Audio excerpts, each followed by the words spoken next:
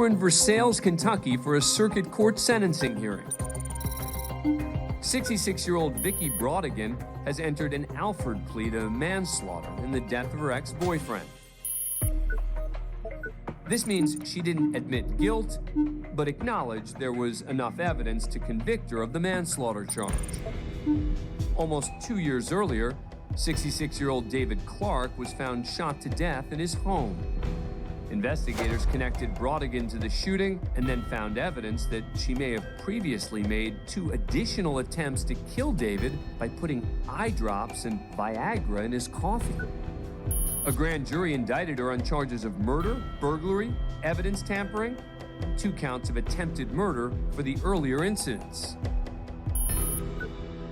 Broadigan's attorney negotiated a deal for her client to plead to a lesser charge of manslaughter. Today, she's before Judge Jeremy Maddox for sentencing.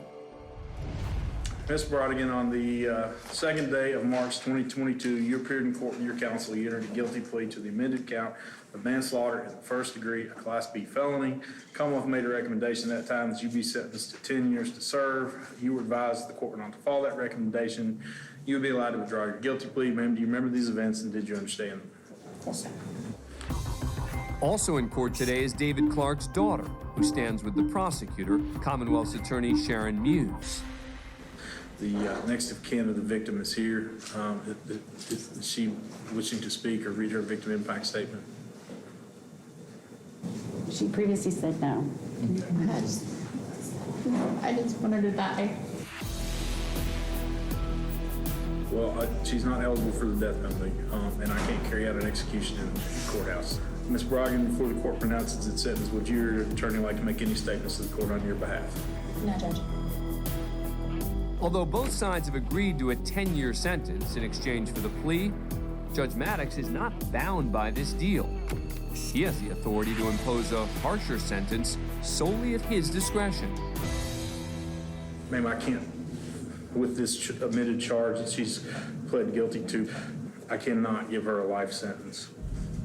I just can't do that. I know your father is dead, and I can't do anything to bring him back. Someone's lost their life here. I cannot give her life in prison, but I don't have to follow the 10 years either. So therefore, the defendant is sentenced to 20 years.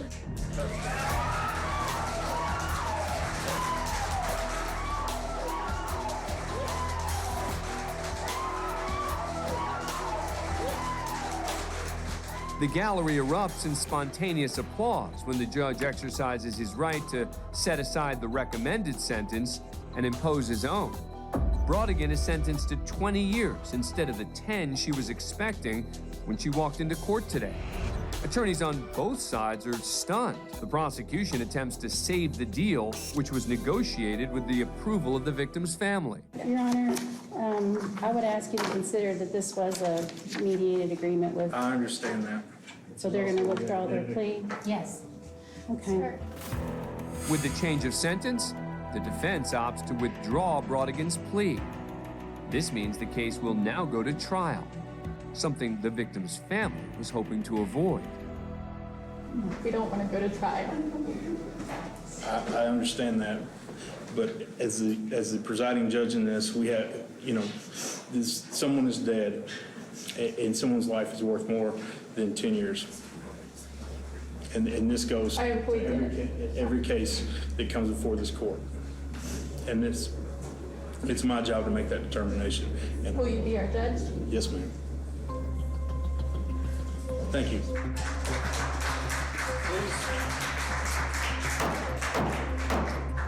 We don't need that. This isn't a taping of The Price is Right. Broadigan now faces trial on the original charges of murder, attempted murder, burglary, and evidence tampering. She remains in jail awaiting trial. Our next stop is inside Franklin County Common Pleas Court in Columbus, Ohio, for the sentencing in the disturbing case against 70-year-old Terry McFaden. You will be a Tier 3 registrant for your lifetime with in-person verification every 90 days. 2 months earlier, McFaden, who worked at a residential daycare business run by his wife, pled guilty to 2 counts of rape.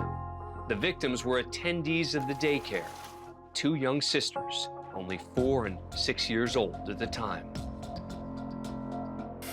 Terry McFaden is a psychopath who raped our girls, fooled us, fooled 25 years worth of families in his wife's daycare.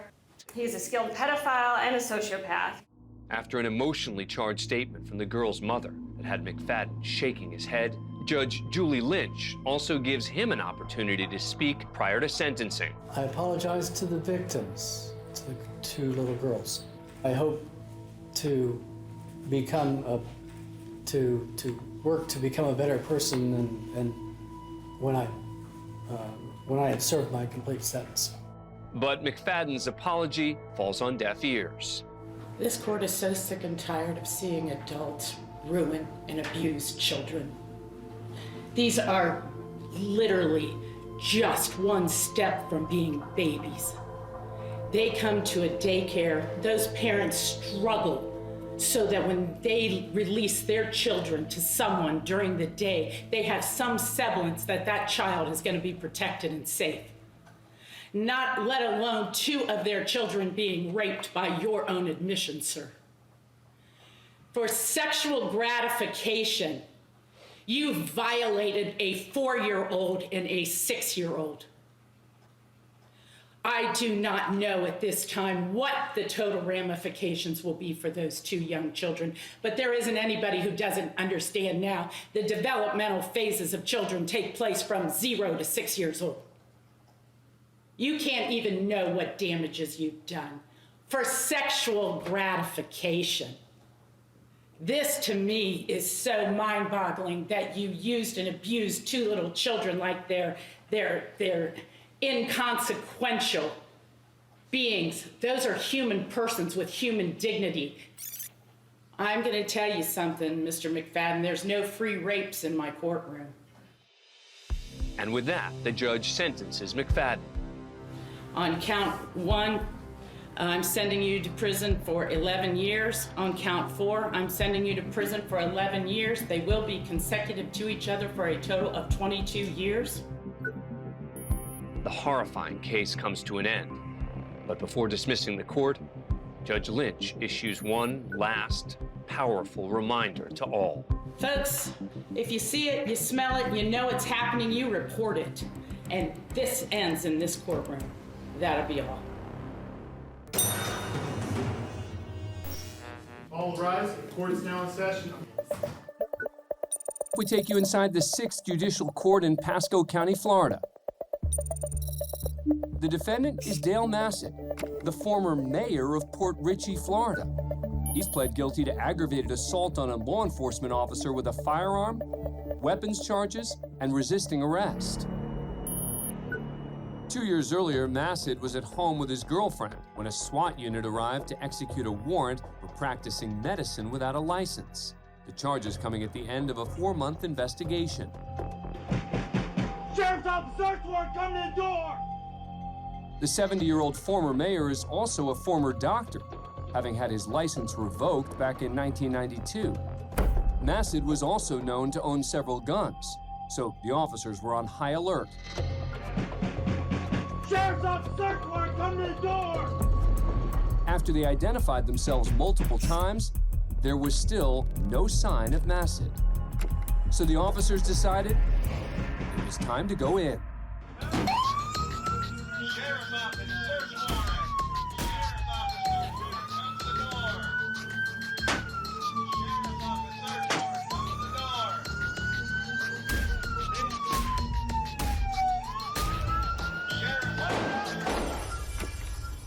Massad fired 2 shots at the officers, who quickly responded.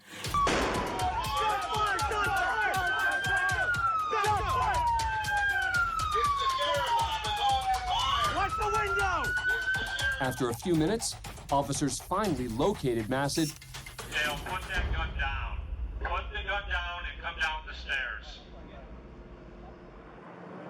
Walk toward me, guys. Come on, nice and easy. Take the light off him for a second. All right, walk toward my voice, guys. I'm right here. Over here. Right here. Walk toward me. Walk toward me. Take your time, but walk toward me. Massad and his girlfriend surrendered and were taken into custody. You have a seat right here on the back of the bus. Sit down. Hurting me, guys.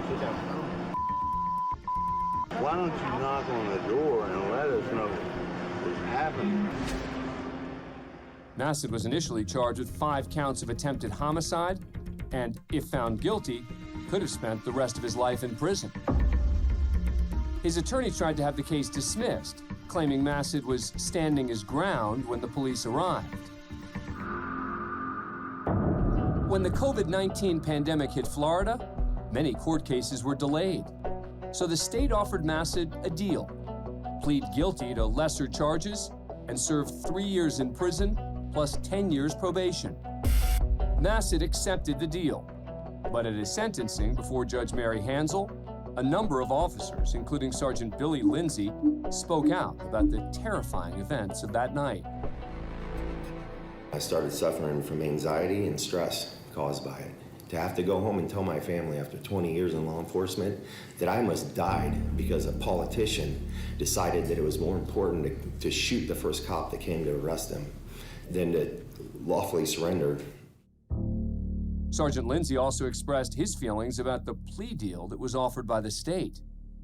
The fact that we're here entertaining a plea deal in a case where the defendant is accused of intentionally shooting a firearm at law enforcement officers during the execution of a search warrant is disgusting. Mr. Massad has clearly exploited the worst flaw in the criminal justice system, and that's that money and political influence buys you freedom if you're rich. He is a true psychopath that lacks guilt, remorse, empathy. He's dishonest, he's a narcissist, and he has no conscience. And Sergeant Lindsay isn't the only one who believes Massad received a cushy deal. Judge Hansel offers a few words of her own. For the record, I just want to make sure that it's clear that this was a plea agreement and the court had nothing to do with this, because if I did, I have to agree with the sergeant that Mr. Massad is getting quite a deal. Massad was sentenced to 3 years in prison with credit for 2 years' time served while awaiting trial, plus 10 years probation. As far as the original charge of practicing medicine without a license, as part of the plea deal, he received a 3-year sentence, which will run concurrently with the assault sentence.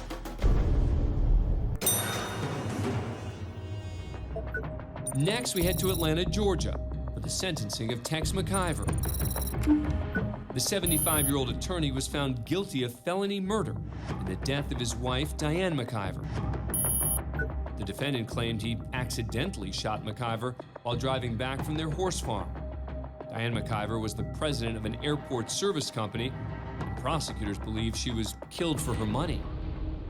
McIver pled not guilty, but after a trial lasting 19 days, he was convicted.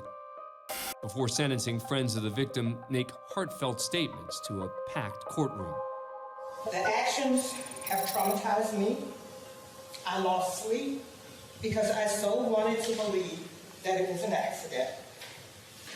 This has been one of the saddest and most horrific incidents that's happened in my life. To have lost my friend of over 40 years that was more like a sister than a friend has broken my heart. Next, it was McIver's turn to speak, which is what he did for 15 bizarre minutes, touching on just about everything. Everything, that is, except the crime. Last week, on one given day, I received 11 different pieces of mail. One is a lady from Ireland. Then there is the most unique individual I think I've ever corresponded with. His name is Trent Jones. He's a racehorse jockey in Perth, Australia. His favorite racehorse, Hobart, has been retired just this year. And then now he and Hobart are free to step into the surf in Perth and play. The surreal statement continues as McIver moves on to his next subject, thanking his friends in the community. Friends delivering Chick-fil-A, one of my huge favorites, one of the things I miss the most, I guess. Before he was done, he hit one more subject completely unrelated to the murder, his godson's favorite basketball team. He's a huge fan of the Golden State Warriors. Instead of anything, I had to say go Warriors before this segment was over with. Finally, he gets around to discussing the relationship with his late wife of 11 years. The luckiest day of my life was when Diane chose me.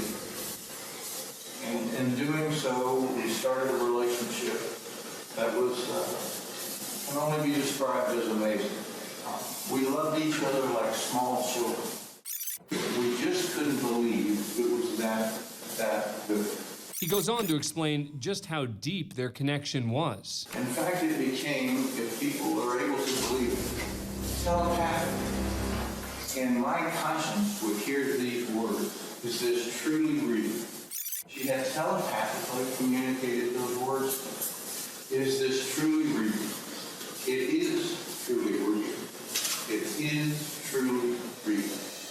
Before announcing his sentence, Judge Robert McBurney offers a reaction to McIver's words and peculiar choice of subject matter. I'll tell you what's most telling. You had as much time as you wanted to share with me what you thought was important for me to hear, and we heard about racehorses in Australia, and Chick-fil-A, and telepathy. I didn't ever hear you say you're sorry for what you did. To me, that silence speaks volumes. All that was left was the sentence. The penalty for felony murder is life. I'm going to sentence you, count 2, to a term of life with the possibility of parole. McIver was sentenced to life in prison and is eligible for parole after 30 years when he would be 105 years old.